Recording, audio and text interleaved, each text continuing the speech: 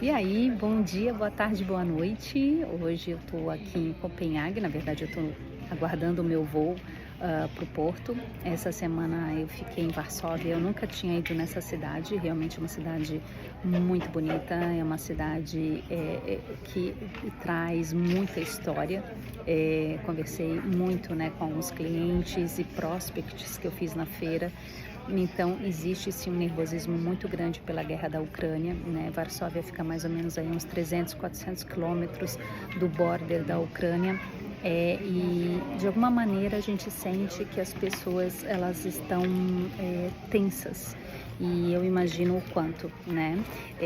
Nós fechamos um contrato muito legal com uma empresa polonesa, né, que quer entrar no Brasil, então a gente vai fazer toda uma consultoria para eles, desde regulatório, classificações, né, margens, preços, tributário, né, que o Brasil está aí dentro de uma transição grande de tributário, mas a gente vai fazer um planejamento entre 1 a 5 anos, né?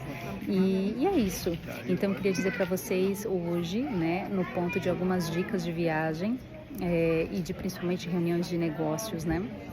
Primeiro, sempre que você vai para uma reunião de negócios, normalmente na minha área, que é uma área mais de consultoria e uma área realmente mais assim voltada, né, para um planejamento a médio e longo prazo, os clientes eles já conversam conosco antes, a gente já manda os contratos, a gente já analisa tudo antes, a gente faz, né, as nossas pontuações, enfim, e a gente vai para uma reunião dessa, na verdade, para assinar, né? E só que antes de assinar, a gente sempre passa ali por uma bateria de perguntas. E eu queria compartilhar com vocês que foi muito interessante, porque eu nunca escrevi sobre os cases, sabe, que eu fiz durante tantos anos. Eu fiz muitos tipos de exportações, muitos tipos de importações, mas eu nunca cheguei a escrever sobre eles. E quando eu terminei a minha apresentação, o presidente, né, da empresa, uma empresa muito grande na Polônia, ele falou o seguinte: me explica o que você fez para esses clientes. E aí eu falei, eu tenho tudo na minha cabeça. E aí então, depois dessa reunião, eu decidi que de fato eu vou começar a escrever os cases, né? Os clientes, o que nós fizemos, as etapas, porque como o meu trabalho é muito personalizado e eu sempre tento entender muito de fato a demanda que o cliente ele precisa, porque às vezes ele vem com um pedido que na verdade ele ainda não está pronto, ele ainda precisa de mais um pouquinho ainda, né? E com a metodologia, enfim, a gente vai aplicando e a gente vai entendendo como que realmente o cliente está se comportando, se realmente ele está preparado para o que ele está pedindo.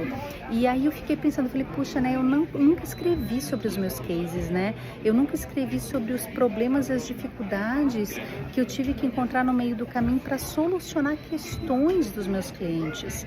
Então eu comecei a fazer aí uma escrita, né, no avião, enquanto eu estava aí voando, eu comecei a lembrar, né, de tantos cases. Imagina, são 25 anos, então são diversas indústrias, diversos segmentos, até instituições que eu já fiz, né, consultoria, e comecei a escrever o que cada uma demandava, quais os problemas. E é muito interessante você voltar nisso, porque você começa a entender o quanto você já sabe. Por mais que às vezes a gente fique na dúvida, será que eu vou dar conta, né?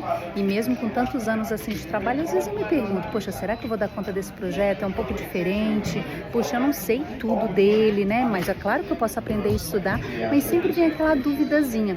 E quando você começa a voltar na sua história, você começa a entender que você já sabe muita coisa e que você está aberto a aprender. E isso é o mais importante. Então a dica que eu vou deixar hoje para vocês é assim: analisem a história de vocês, vejam alguns cases complexos, demandas de clientes, problemas que vocês tiveram que solucionar, porque lá para frente talvez vocês vão precisar rever essa história por alguém, que foi o que me aconteceu na reunião. Eu tive que rever a minha história para que ele pudesse entender que eu podia dar conta do que ele precisava.